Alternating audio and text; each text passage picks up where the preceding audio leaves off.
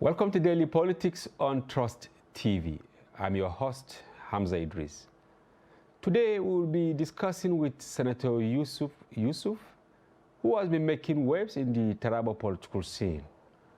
We'll be looking at an array of issues, including the spread of APC support base in the Northeast, the possibility of the Northeast producing its first female governor, and the ongoing zoning uncertainties in Taraba politics. But first, let's delve into the recent development in Taraba politics. Welcome to the program, Thank you very much. I'm pleased to be here. Yes, at a time, a high court here in Abuja said we are the valid aspirant of gubernatorial seat in Taraba State, but suddenly the whole arithmetic changed and not in your favor. What really happened? Well, let me correct the impression. What the court said, there was no candidate because there was no primaries. Yeah. So the court said within 14 days, APC should organize another primaries so that we can have a genuine primaries to enable her, a genuine candidate. So that is what has actually happened. Not that anybody was a candidate. There was no primaries whatsoever. So I was trying to make reference to Justice Egwatu. Yeah. Here, the report out there was that at the party level, right, that you ought to have been the aspirant, right? No, we are, at APC we were 7 aspirants. Yes. And so we went to Taraba to do primaries, but no primaries was conducted whatsoever, and there was declaration yes. that somebody won. In favor of Senator Boacha. In favor of Senator, Emmanuel Boacha. So we challenged it in court, and the court, the primary court said no. They agreed with our position that there was no primaries and we should go back and have the party conduct, primaries within 14 days. Yeah. However, the party, did not oblige to that. And the party and Senator Emmanuel Boacha decided to go to appeal court. So Yes. that's what actually happened. And the appeal court upheld their position. Is it that your grounds were not really grounded? Well, it is a legal matter, and court, decide, what they observe, they think is right, So, but even with that, we have challenged it, at the Supreme Court. So we go to Supreme Court and we get, the final verdict of the Supreme Court, whether what the justices at the appeal court said, was right or wrong. It is the Supreme Court that will decide on that. And we have gone to Supreme Court. We have filed our appeals, so we are waiting, for the hearing of the Supreme Court. And we are in January. By March, we should expect the election, meaning in less than 70 or thereabout days. Are you anticipating something coming? Well, depending on how the case goes, we think that we still have time, because justice is justice. They cannot deny the justice. So if the Supreme Court agree with our position, and the appeal is upheld. So, and depending on what the justices of the Supreme Court will look into the laws, both the Electoral Act, the Constitution, and then our arguments and positions as to whether we should go back to do another primaries or whichever. So we do not know at this point in time. We don't want to preempt the court. The court has their own right and privileges to do what is just. All what we want is that the court to do justice. To solve, these, unnecessary issues, that were raised or were instituted, let me put it that way, by the parties or the leadership of the parties, who had their own mindset as to whoever they want, should be the candidate of the party. So we are relying on the justice of the court. Let the court, come out, and give us justice, so that they can punish the parties, they can punish the leadership of the parties according to the laws. And that is the question I actually wanted to ask you. People are getting agitated. Yeah. That most cases, I mean, election disputes in Nigeria are decided by the courts instead of by political parties. Where is actually the problem? It is unfortunate because, the political parties or the leadership of the political parties, are always do what they feel is right to them. They do not consider, what is on the ground, what is the right and privileges, of the membership of the political parties at the grassroots.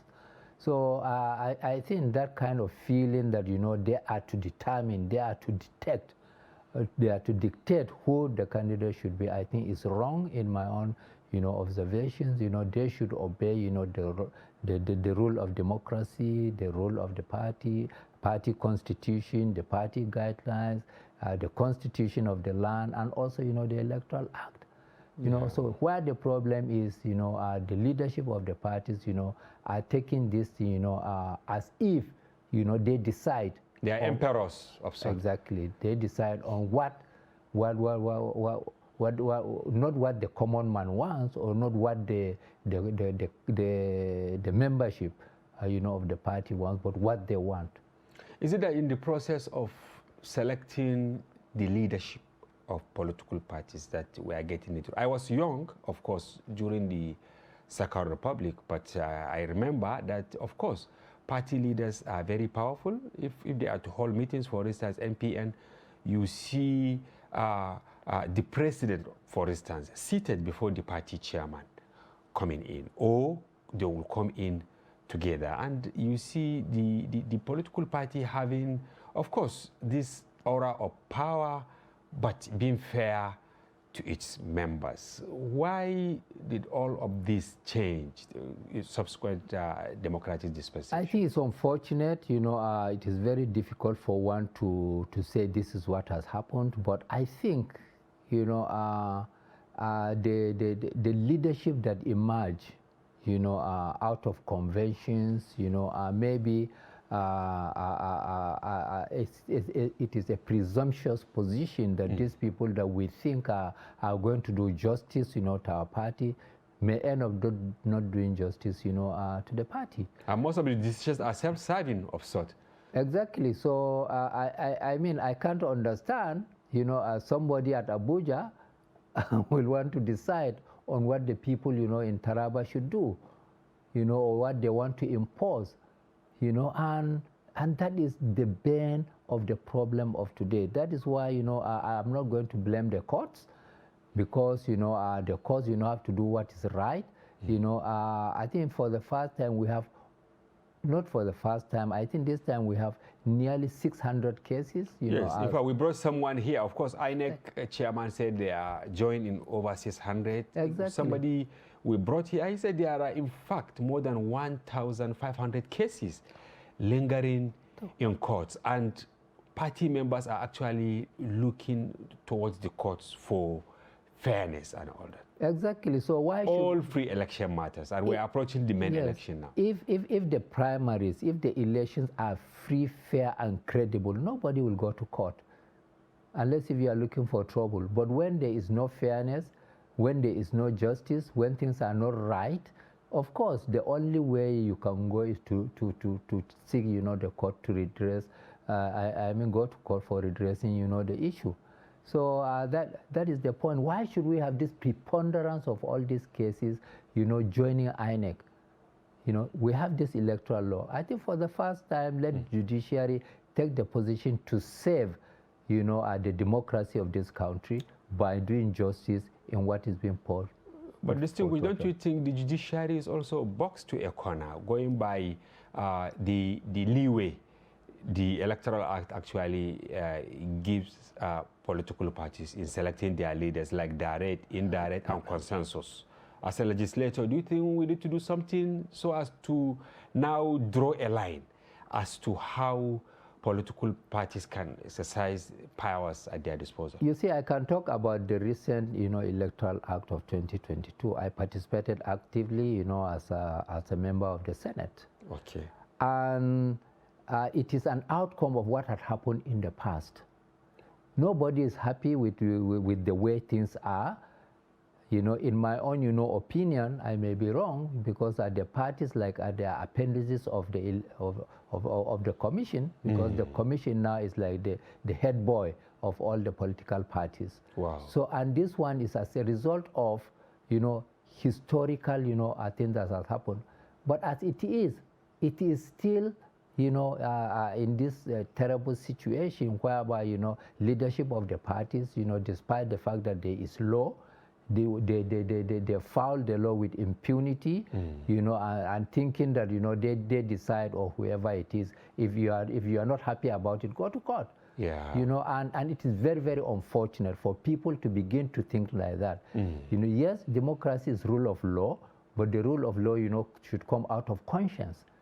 But if people, you know, abuse their conscience in one way or the other, I think it is the court that should now say, well, please, we are bringing you back to your conscience. What you have done is not right. We have looked at the books, we have looked at the arguments, and therefore it is not right. And so if I understand, maybe the big stick you are talking about should also be extended to leadership of political parties. If they mess up, instead of just the contenders, this one will say, they will say it's a loser, this one is the winner, that the punishment should also be extended to political parties. Certainly, under the current dispensation, you know, of the Electoral Act, you know, there are also crimes, you know, that have been spoken about. So if people commit crimes, I think the leadership of the party should be held accountable, should be held responsible if the law finds that they have inflicted negatively, you know, on the provisions of the law. Okay. So that is the only way, in my opinion, at this point in time, that, you know, this party should sit up, the leadership of the party should sit up and do the right thing for the benefit of their own membership, and not to take charge. They're just presiding officers, as far as I'm concerned. So if you are presiding, why should you take a position and say that it has to be this person? Let the people at the grassroots decide who they want. Okay, now back to Taraba. With what happened and elections actually approaching, will you still work for the APC, and other contenders? Well, I have no any other political party. You know, it is the only political party I've ever known in my life. I've never joined any political party before 2014. So it is APC I know, is APC in Taraba I nurtured up till this time, and I will continue to work for APC. You are not thinking of maybe supporting another candidate if the court did not favor you? I'm not trying to preempt the court or your expectation. I don't expect that, you know, a situation will emerge whereby, you know, I will be in APC and work for another political party. That I will not do. All right. You know, however, you know, we expect, you know, with the arguments that, you know, our lawyers are going to put forward, you know, we anticipate, you know, there will be justice. Everybody in Taraba knows there was no primaries conducted. Yeah. Everybody knows.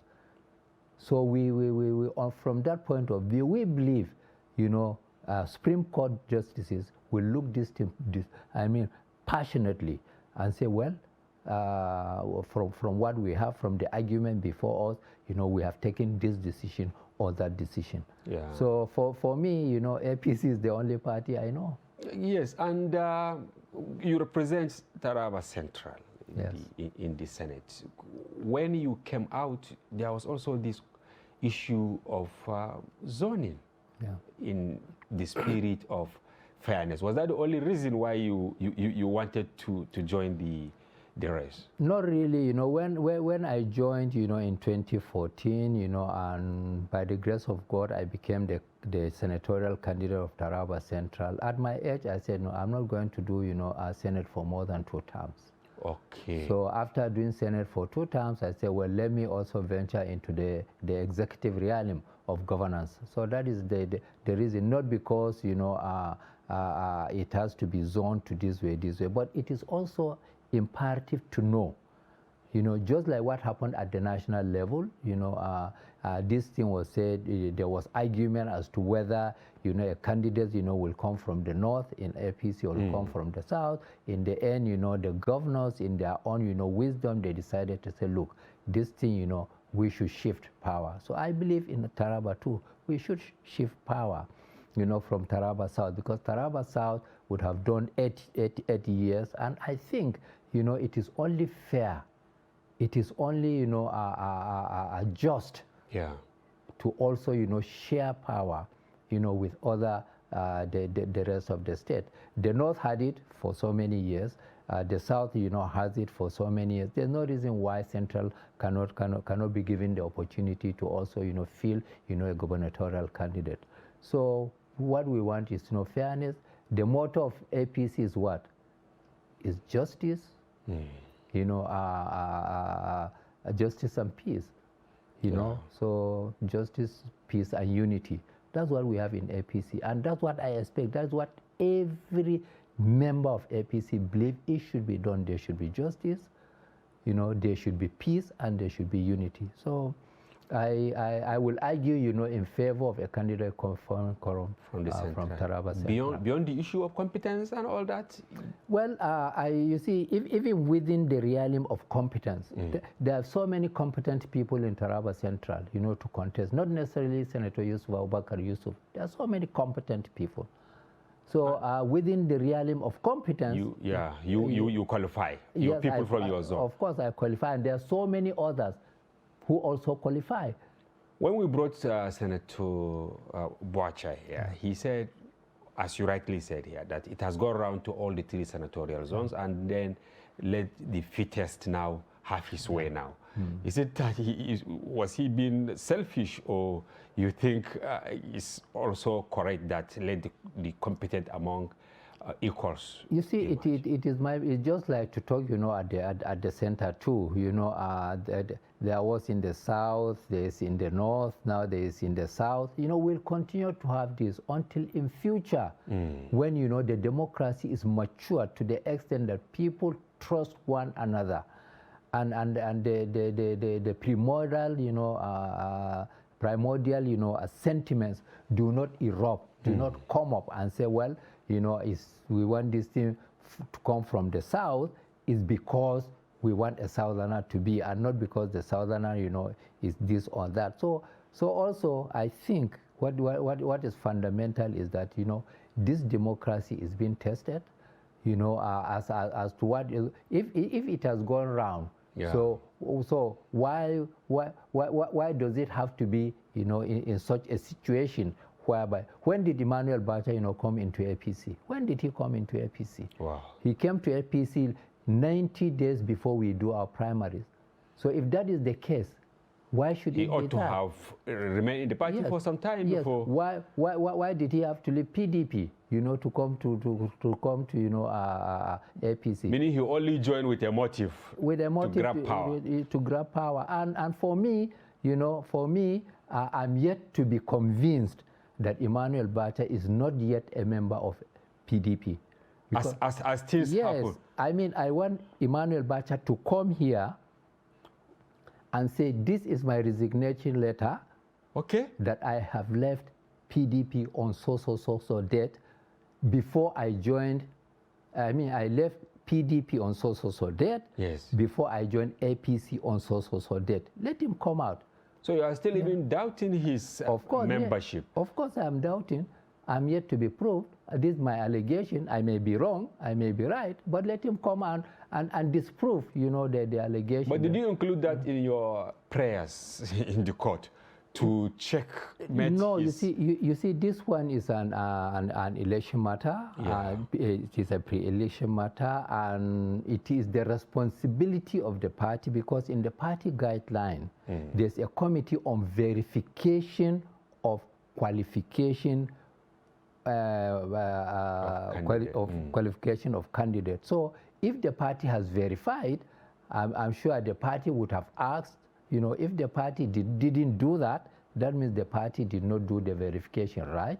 That means they didn't present, you know, a genuine candidate, you know, for screening, you know, by the screening committee. But these are all issues that are on the table that we want everything, to be plump and clear. And I'm tempted to ask, because some people are saying Taraba is actually PDP state. No opposition since 1999 ruled. Let me correct it. Okay. It is a PDP government, but it is an APC state. Okay, and maybe our viewers would like to understand. The understanding here is that the most popular political party in Taraba today is APC.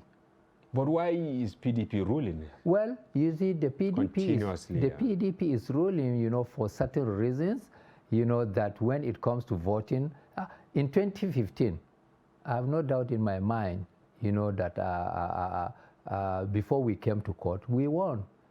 Mama Taraba, of blessed memory, she won the election. I have her name here, saying that, of course, when she was around, the APC was really exactly up till now. Up till now, the APC is you maintain the tempo. Up till now, the APC is strong. Nothing has happened to APC. So in 2019, yes, APC also won, but unfortunately, the qualification of our candidate was challenged. So that does not mean that the party is not popular. So one thing or the other, kept on, eluding, APC to be in the government house of Taraba. So, but I believe up till today, the party to beat is APC. Now, assuming he wins, when things being equal, I don't know. Yeah. Are you thinking that maybe he will go back to PDP for some reasons and all that? Well, if the court decide, that it is the primaries was done and he is now the candidate of the party, well, anything can happen. So I will not want to postulate or predict what will happen at this point in time. So something is before the court, so we wait until the decision of the court. Distinguished, Nigerians are worried that experienced senators actually at certain time they leave the legislature to go back to seek for other positions, especially gubernatorial positions. Are you not feeling guilty that after 2 terms, you are the chairman Senate Committee on Special Duties, I think, with vast experience, assuming you contested for the Senate, you will come back as a 3rd timer. Are you not feeling guilty that you are now leaving the Senate? Well, there might be sense of guilt, but not, to the extent that one is saying that, what I have said in the past, should not occur. What I have said very, very clear. I have younger ones, who are coming up, the people who we mentor. I'm not that person, sticky on how to continue to be in one position. I'm a malleable person, by nature. I want to test this, test that, and then I move forward with my life. There are so many credible people in Taraba Central today that can contest for the Senate and be good senators. So if there are, why should I want to be a 3rd timer or 4th timer, a 5th timer, and the case may be. So let the younger ones also come up, and they put their own best, and then move forward with the lawmaking process or the parliamentary process, in the National Assembly. Yeah, you see, why I ask this is in other climes, like in US, UK, you see senators for 40 years, 50 some, in the legislature, and they come up with good initiatives, good legislations, good bills, and there will be no repetition, and they can look at the president, and say you are wrong. Yeah, but now the attrition rate is almost 60%, 70% in Nigeria. I agree, in that sense, yes. But then, the democracy of America is over 200 years, and the democracy in Nigeria is just some few years, and not so many people, believe in that at this point in time. So until we are more and more educated, and people begin to imbibe, the culture of, yes, we have an educated person, we have a credible person, Up till today, there are so many people. I mean, we have a 5th timer in the Senate. His people believe that he should continue to do what he knows how to do best. But age you know, is a good reason. Education is a good reason, you know, and acceptability and also, you know, confidence in the kind of things that you do, they are also necessary ingredients. But for me, I had already said I will not go beyond. So you made up your mind. I made up my mind because let me mentor other people. But maybe with high expectation of becoming the governor. Well, not only that, you know, I'm a professional. Yes, I know, an economist. I will go to that because yes, I have many questions in that regard. I went through investment banking as I'm an investment banker. Yeah. If I don't get to the government house, I go back to my table and then continue with my profession. I can do what I used to do even up till today. Because there are many legislators who wanted to go for other positions and they lost out at the primaries. But we have started seeing it visibly that they are confused. That, okay, what next? Because the only thing they know is politics. You don't feel that at all? No, at all. You know, before I joined in, you know, in fact, I will tell you today, there were 5 of them that I had contacted in 2015 or 2014 for them to come and join APC from PDP at different times to contest for the Senate. But all of them said, no, they were stuck with PDP. Okay. And so they didn't come to APC. They thought that APC will not make a mark. Yeah. But unfortunately for them, or fortunately for APC, or fortunately for some of us, you know, APC made a mark. So for me, I'm a professional. Even before I joined politics, you know, I'm a professional, and I believe I can contribute my quota as a professional. You know, I mean, the training I have, you know, is unparalleled. I can say that, you know, where I was trained. So I can still, you know, do my professionalism. So I don't have to continue to be a senator, you know, to do. I can, even when you are outside, you can also initiate, you know, lawmaking process. Yeah, you know, especially if you know the ropes. So yes, as a professional, you can also play your role on the executive side. You know, so there are so many things one can do. You don't have to continue to be a senator, or you continue to be, you know, a governor. Or you can see governors, when they leave government house, they come to the Senate. And that is what I wanted to ask, but since you have said it, we'll go on a break. When we come back, Thank you very I will much. ask questions in that regard. Viewers, we are with Senator Yusuf. We will go on a short break. When we return, the conversation continues. Don't go away. Now, as part of efforts to support Africa's goal of strengthening... Now, looking at the activity chart, as you can see right here, a total volume of 130. A Boko Haram crisis that at that time was restricted to Yobe. How secure are they? You can see security men with blood. This is the road leading up to the... Or really, if you look at English squad, you are looking at EPL, you are looking at their names. You are not looking at...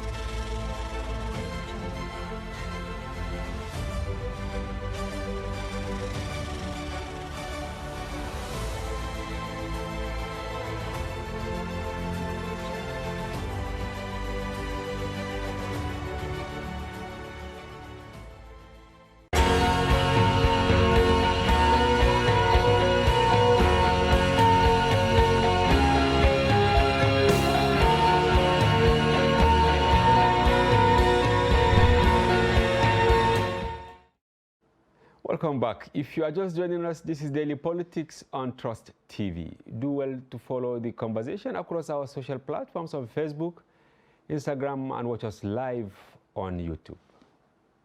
I have in the studio Senator Yusuf representing Taraba Central. Before we went on break, you just reminded me of former President Obasanjo of Friday saying that if he had wanted third time, he will have gotten it. Do you trust what he said? Well, I don't know. It may be possible, it may not be possible. You see, in politics, they say 24 hours is a long time. Yeah. So, but, you know, maybe, you know, at the time, you know, he said if he had wanted, but someone will argue that if he wanted it, but he couldn't get it. Yeah. So and this was actually the general belief out there. Exactly. So yes. It's politics. Now, I'm really curious. You said you wanted, okay, you had it for the first time and then the second time. But, you know, governors after first, second term, because of constitutional restriction, they now moved to the Senate? Do they really add value? You are a member there, and what is your take? Is it really necessary for them to go to Senate after 2 times? Personally, you know, my observation is that, you know, once you are a governor and you have come to the Senate, yes, there are some experiences you are going to put into the Senate. But personally, I don't want to be a governor. After governorship, I go to the Senate. I remember Atahiru Bafarawa, he said it's actually demotion. He said it at a time that after serving 2 times, controlling 3 senatorial zones in executive capacity, now to go back to Senate just to contribute. You don't even have powers to determine what happened in your senatorial zone. It's really good to move elsewhere. You know, for me, it is even the other way around. Okay. It is when you leave Senate and you go to the governorship that you are demoted. Okay, when you leave the Senate? Yes, because senator is a senator of the Federal Republic of Nigeria. While governor is collectively, you make law for the federation. So if you are governor, you are only restricted to your own state. For me, what is important really is the role that each and everyone plays, and not the constituency that, you know, he occupies. But, you know, as a member of the Senate, you know, it is such a powerful institution, you know, where it is respected. In United States of America, if they say you are a senator, they respect you much more than you are a governor, even if you are in the state. Maybe because of the years of experience they garner and all. Not only that, because Senate means you are, the whole federation collectively is your constituency, and you make law for the federation. No governor can make law for the federation. Governor makes law or execute law of his state. They call the 9th Senate rubber stamp compared to, you know, 8th, 7th, and all that.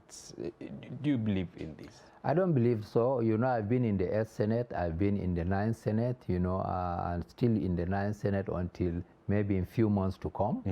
And we have not been rubber stamps. I always ask this question. But almost all the bills that get to your place from the presidency, they get accelerated. Let me explain this thing. You know, have we been voted to come and antagonize the executive?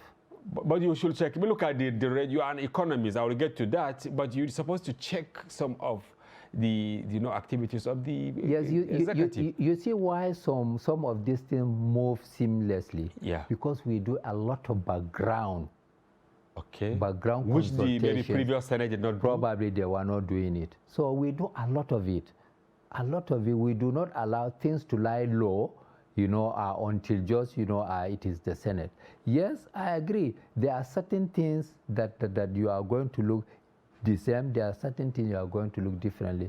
There are also so many bills of that were brought us which we have not done. You know, so. I mean, I cannot see area of this rubber stamping. If they bring look at the latest budget, the 2023, when it gets to the Senate, it is not rubber stamping. To 28 trillion. It is not rubber stamping. What did the executive present to us? 21. Okay. And we put 22. Is that rubber stamping? It is not. People are looking at the burden of, you know, borrowing and all. Well, fine. Now, weighing down the country. Now, when we go to the realm of borrowing, you know, there are certain, it is budget presented, you know, by the executive to the National Assembly. And the National Assembly, in its own wisdom, will look at it in the light of the parameters that were presented in what they call MTEF. Medium-term expenditure framework. So we look at it in that context. And if they say, okay, why is National Assembly approving, you know, budget, you know, are presented by the National Assembly? Why wouldn't the National Assembly say, no, National Assembly executive, the budget you presented is unrealistic? You know, that is not the way we work. So it's not the other claim that is actually to accommodate your severance and all that, because many of you are not coming back. Has it been increased?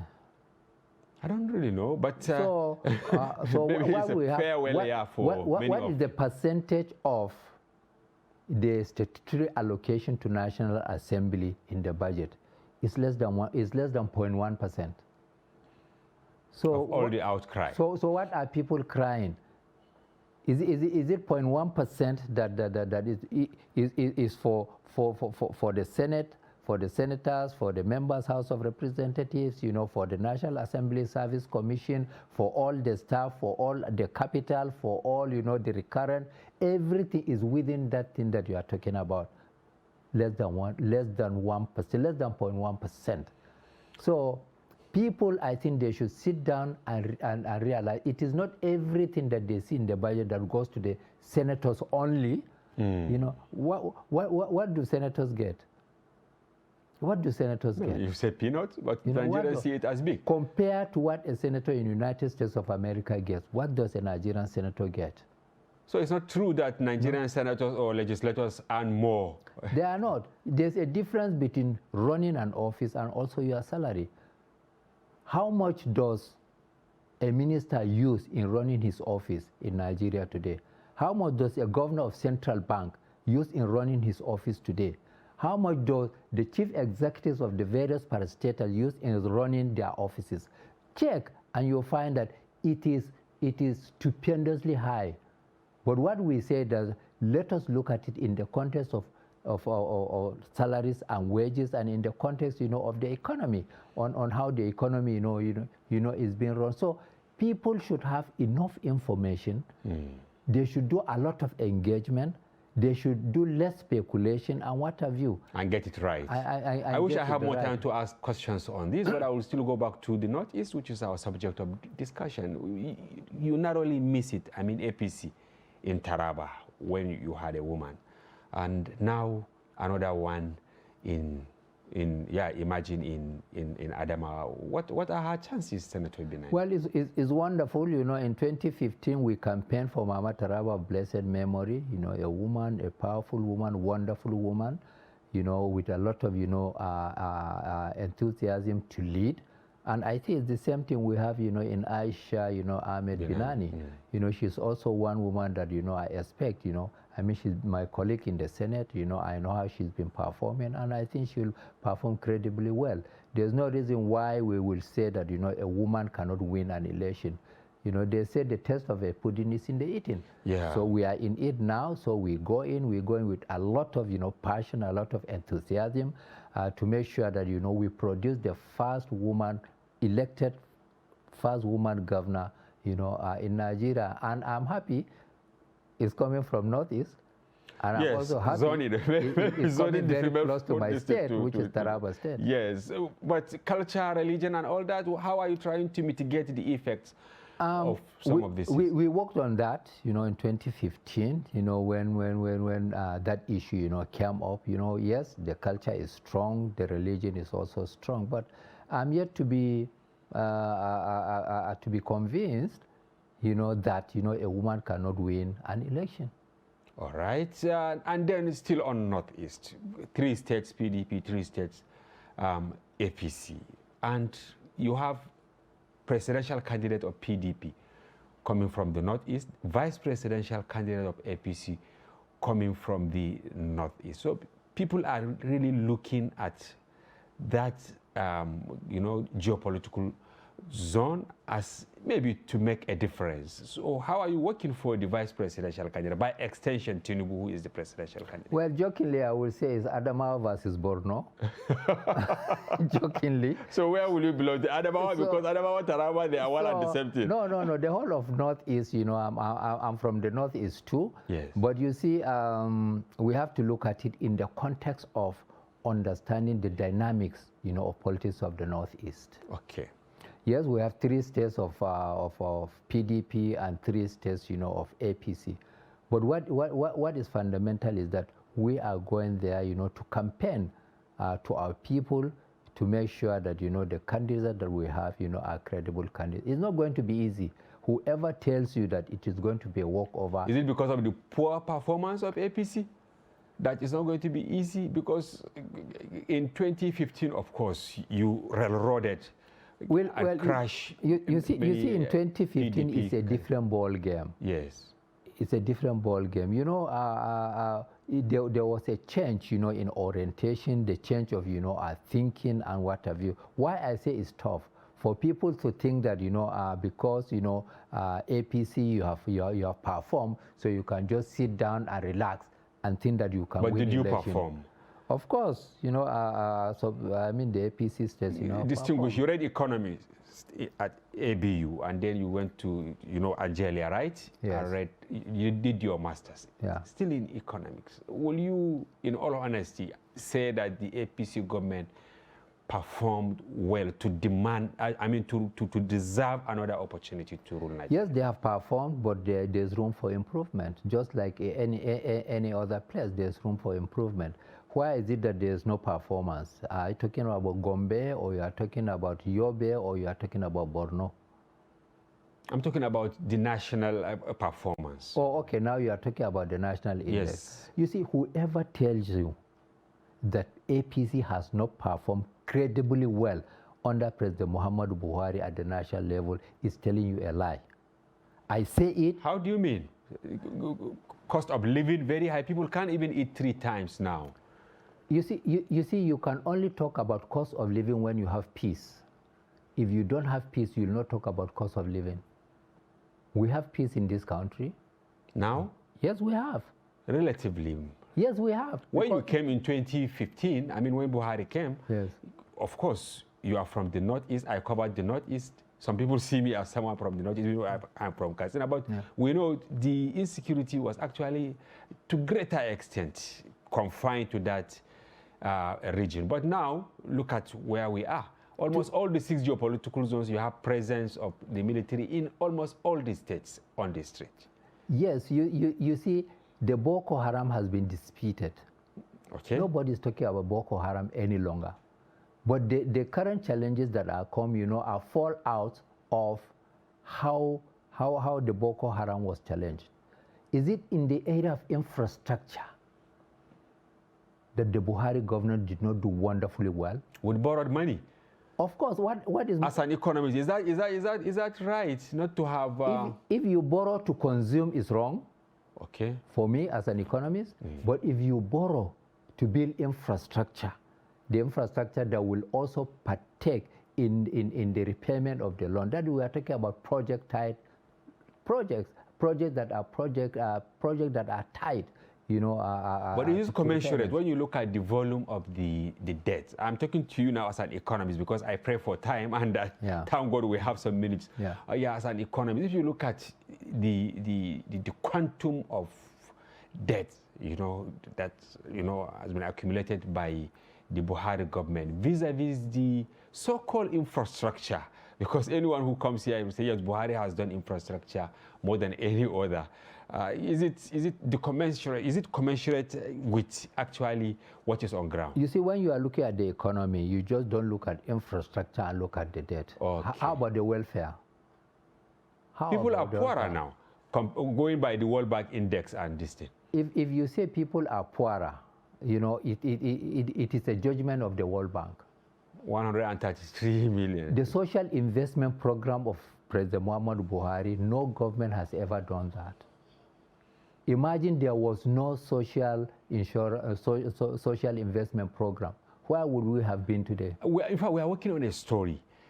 A senator, I don't know from where, but I shared that with our reporter who is covering I think from Ondo. He was saying that, this 3.5 million that was earmarked to be given to constituents, it was reduced as grant. It was reduced to 100,000, for instance, in his state. And instead of 3,000 people, it went to only 100 people. What is happening? You are chairman of the Senate Committee on Special Duties. You ought to have fair understanding. You see, when you have such things, yes, you go to, if he's alleging some corruption, let us attack the corruption. But that does not mean that President Muhammadu Buhari has not approved, a social investment framework to provide, palliatives for the common man in this country. Could you imagine what would happen if you are not feeding? The level of education has gone up in our primary schools because of our school feeding program. The education level has gone up. Also, the market money, the trader money, and all this You know, they are all social investment in it that have done very, very well. But people are forgetting. Yeah. People are forgetting that what was the amount of crude oil value. You people allow, I'm talking about APC now, you Yeah. people allow the output to actually keep dwindling, because if the areas are really secured, I mean, where we get the oil, we wouldn't have been where we are. Because you can see windfall last year, Angola, Saudi Arabia, and all that, they've been shared bonuses to their people. When you talk, it is the realism that you taught that I like most. Government alone without the citizens cannot succeed. Yeah. What are the citizens doing to make sure that the government succeeds? Don't you think the citizens actually feel detached? And experts have even said we miss a very golden opportunity not to have used that window, that windfall, to cash in on what happened between, or what is still happening between Ukraine and Russia, to get a lot of money. You see, a lot of people think, you know, because of the Russian thing, that is why, you know, Nigeria, the oil production, Yeah. you know, has gone down, not because there's no oil there. Okay.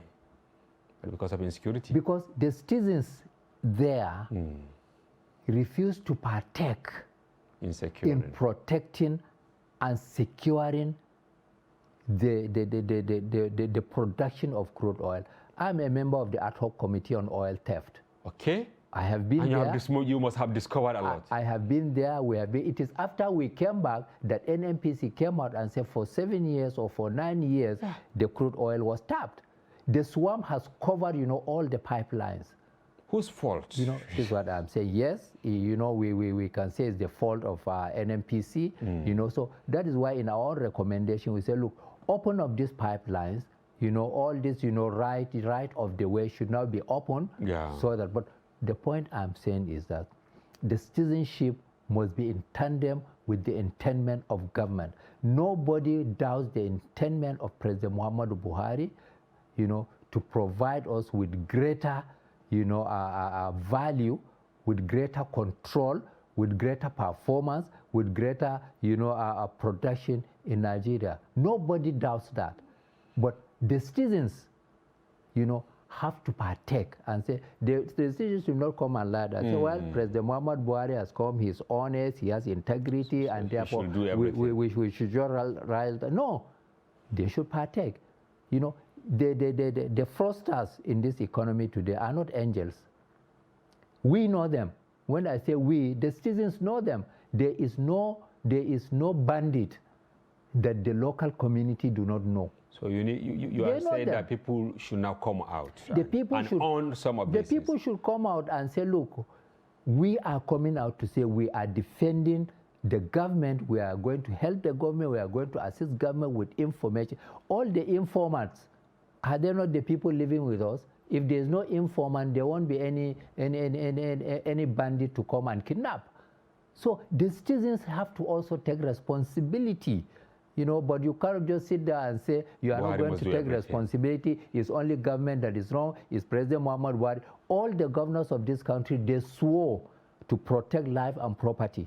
But they said the power to do that lies in the federal government. No. It controls the security apparatus. You swore that you are going to protect life and property, just like President Muhammad Buhari, who swore to protect life and property. What are you doing? Who owns the land? Who grants certificates of occupancies of land? Governors, Is it not the governors? They own the land. They have access to the land. They know. They should know what is happening in their land. If they are talking about police, yes, police is a national police. Yeah, exclusive. But who said they cannot do, you know, community policing? Who stopped them from doing community policing? They don't have to own police, you know, to be.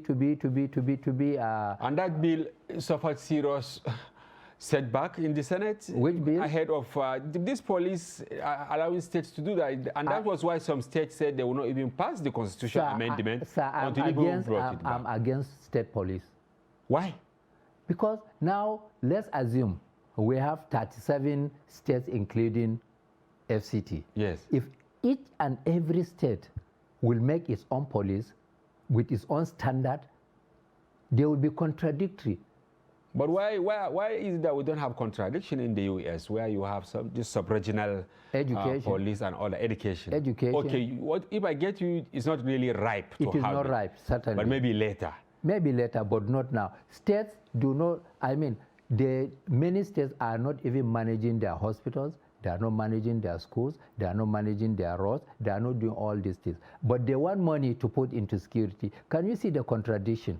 And then thirdly, you know, our governors, many of our governors, they are going to partake in terms of impunity. They are going to attack their political opponents. So if I understand you, maybe if they have provided hospitals, you know, clinics, you know, schools and all that, maybe level of crime will be less, that there will be no need for even state police. Of course, engage the local governments. The problem that we have, many states have usurped the powers of local governments, the resources of local governments. And therefore, the local governments that are very, very close to the common man do not have enough resources to even, you know, administer security. They don't. Every local government chairman is the chief executive of his local government. But do they have the resources? Do they have the where and without to do that? They don't have. And that's why the president recently accused them of actually stealing the money. That is why I say, you know, because the governors, many of the governors have usurped the powers of the local government, the resources of the local government, and therefore the community, you know, has actually been detached. The community is detached from the state government. And that's why maybe preponderance of crimes and criminality. So you can see crimes are committed locally. And if the local setting is secured, the crime perpetrators will not have the energy to certainly that's what it should be. If every governor should stand up and say, look, I am also going to partake in full control of the security situation in my state, he will get the cooperation of the federal. So what are your expectations maybe in the next dispensation, the 10th Senate, even though you may not be there, in terms of maybe streamlining some of these responsibilities so that the blame game will stop? What will you suggest? Well, thank you very much. I expect, you know, the Senate in the 10th Assembly to look at most of the laws again. Okay. And then, you know, to improve on especially like the Electoral Act. It needs a lot of improvements. Because some people say it was actually hurriedly passed, and that is why many you know, issues. And also looking at the Constitution. You see, we couldn't amend the Constitution because the governors felt that, you know, they have to be given, you know, a police, you know, a state police. But is it right? Is it right? You know, it is not right in my own opinion. You know, the local governments, you know, have to be given, you know, autonomy and what have you, you know, for all these things to work together. So in my own opinion, I think we should look at, you know, further amendment of the Constitution. Okay. We should look at, you know, looking at the enabling law. The 10th Senate, you know, should come and do a lot of oversighting of the executive. You know, they should also look at their constituency much more, you know, closely, and they should look at, you know, the debt burden that we have in to see how we can how we can, and also look at the civil service. That is why I say the oversighting. You know, the civil service has to be critically looked into because they are the engine of growth, you know, of governance in this country. Thank you. We have run out of time, but in 10 seconds, people are really afraid whether elections will hold between February and March. What are your expectations? I have no reason to believe that election will not hold. So it will hold. So this is my belief. This is what I can see that is coming up. So I have no reason to believe that election will not come up. Thank you very much. Thank you very much. Senator really appreciate Yusuf Abubakar Yusuf for coming to the program and for your informed perspective at the national, regional, and even your state issues and really invaluable what you said. We thank you for coming. Thank you very much. Really appreciate. Well, viewers, that's a wrap on today's program. Do well to collect your permanent voters card and make sure you participate in the forthcoming election to select and elect credible leaders. Thank you for watching. I'm Hamza Idris.